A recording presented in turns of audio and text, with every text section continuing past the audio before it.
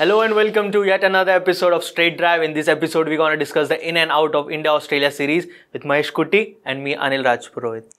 The Indian team has won the Australian series 2-1 after registering a victory at Adelaide and Melbourne. The last match got draw due to rains. So, how do you rate this series? Well, from an Indian perspective, I think the Indians played really well. With a little bit of luck, we could have won the last test match at Sydney and could have ended the series 3-1. But then that is cricket, right? I mean, if India would have tried a little harder or had a better team in Perth, things could have been very different. We didn't include a single spinner at Perth, and Nathan Lyon bowled very well through the series. So it just goes to show that we've still not been able to crack the team composition, because even in England, if you see, we lost a test match for not taking a spinner. And in the midst Moeen Ali became the standout performer for them. He bowled really well. And if you look at this, in the midst of all this euphoria, the whole country is so happy about it, are we really having the right 11? That's the first question. We've not still addressed the opening pair. India played 3 different pairs in the 4-match series. Which goes to show we don't even have a settled opening pair, which according to me is the main position in Test match cricket. Yeah. You need a great opening pair. If you look at the earlier West Indies team, which won just about everything, everywhere, they always had Greenidge and Haynes to give them a good start, but that never happened.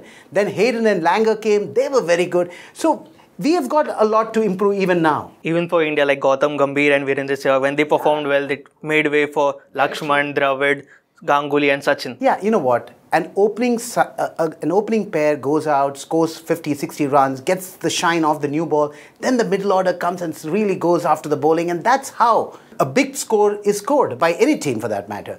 But I think India, apart from the last test match when Mayank Agarwal came and he started making things a little different, I think he played at Melbourne as well. So the last 2 matches, I think we did reasonably well.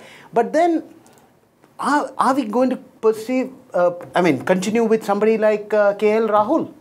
57 runs in 4 test matches. Which is very, very poor. According to me, Rahul should not find a place in the team, at least in current form, unless he goes back, scores runs in domestic cricket and then comes back to play test cricket. But the good thing for Rahul is that there is no test match cricket for another probably 5-6 months. So he can play the shorter format of the game, because the white ball cricket is very different from red ball cricket. So I'm sure Rahul will score runs in white ball cricket. He'll be quite a sensation. That's what he was in the last IPL. He'll go out and score the runs. But I don't think we have addressed the opening pair issue. We should not brush it under the carpet. Maybe next time we're going to play in India, so everybody looks a star when they play in India, right? I mean, everybody scores runs in their home country.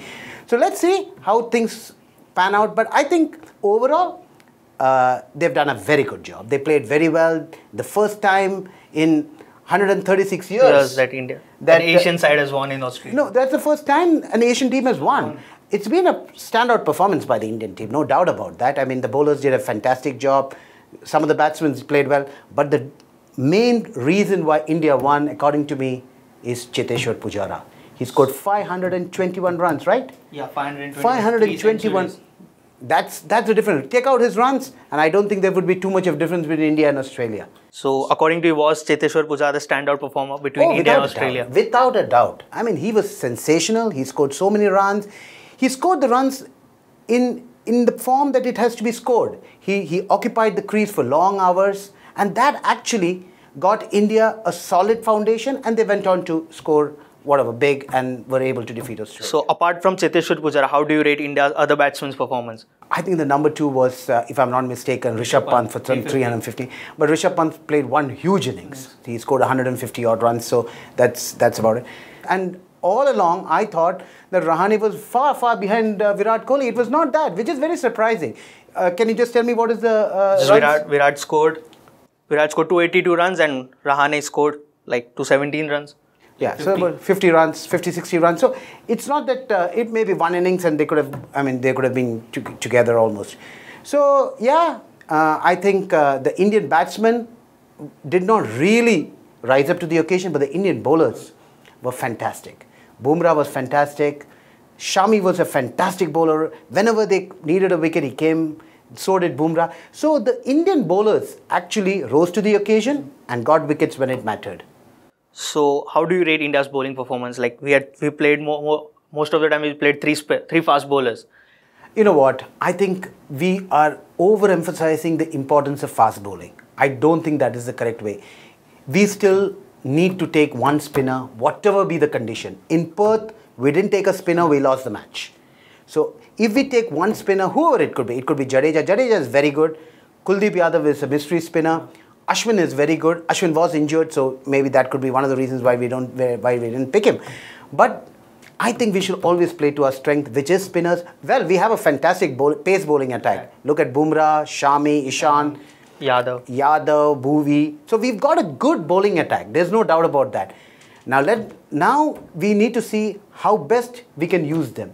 We can't expect them to come every day, every match to come and score, come and take wickets. So we need to actually plan them as to which three bowlers are going to play this match. We need to give them adequate rest. That's how you manage a good bowler. That's what the great bowlers in the past have done. They've been managed well. So Indian team has to manage the pace. You're talking about managing the players. Bumrah has been rested for the ODI series versus New Zealand and Australia. So is the Indian team preserving him before the World Cup? You know what? I would be very, very happy if that was the thought behind it, which I think it should be. But to me, more importantly, he should be rested even in the IPL. IPL is a very, very difficult tournament to play. You travel, you play, you travel, you play. In about 45 days, you play 14 matches. And in between, you travel also, which means it gets doubly difficult. So if Bumrah is rested for the IPL, or he plays just 3 or 4 games, remember, the World Cup is a marquee event. It comes once in 4 years. An IPL comes every year. So maybe even the franchisees will also understand. I've already heard Virat saying that all the pace bowlers should rest. So if that is the line of thought, I'm very happy with it, and that it should be that. So you're talking about Virat. Now, after this Australian Test series win, is Virat Kohli the best Indian captain? You know, Anil, that's a comparison that's been there in the social media for a very long time now. I think he's just equaled Ganguly overseas win. 11 overseas win for both of them. But, you know, he's not completed his career. You can't compare whether he's the best captain or not the best captain. He hasn't won. He didn't defeat South Africa in South Africa or England in England. The only big nation that he defeated has been Australia. And one school of thought definitely says that Australia were without David Warner and Steve Smith. Well, that's not our problem, right? I mean, they were not taken because of whatever reason. So let's not get into that part, okay? I'm perfectly fine with that. But I don't think we should compare, okay? When Dhoni took over the captaincy, he took India to the #1 test side. And very soon, he had to give up captaincy because he was just not able to do it. So let's give Virat his entire career to get completed, and then we'll decide whether he is the best captain or whether Ganguly is still the best captain. Taking the comparing route to the next level, Virat Kohli has said that this series win is more bigger for him than the World Cup win. Yeah, I think not only he, even I think the coach Ravi Shastri was also making comparison. But if you ask me, and if you ask most Indian cricketers or most cricketers in the world, there is no doubt that the World Cup is the biggest tournament. And remember, Tendulkar had to play 6 World Cups to finally win a World Cup. Well, Virat Kohli was fairly lucky. He won the World Cup in his first World Cup itself. So, yeah, so that is the difference. I mean, I don't think you can compare a World Cup victory or the World Cup, when you lift a World Cup, to any other tournament. I mean, it's far, far bigger. So, remember, you're playing different countries at the same time. At the same time. Whereas here, you're playing only one country. So the difference is there. This is a test match cricket. That's white ball cricket. So there is, you just can't, I mean, you can feel good about it by saying that this is the biggest. But I still think a World Cup victory is a World Cup victory. That's all we have in this episode of Straight Drive. Do let us know in the comment box below on what more topics you want us to discuss. Till next time, it's goodbye from all of us. If you like this video, please share it, and we would love to hear your comments in the comments section down here. Also, please do like our Facebook page and follow us on Twitter to get minute-to-minute news updates. For more such shows and videos, well, subscribe to our YouTube channel.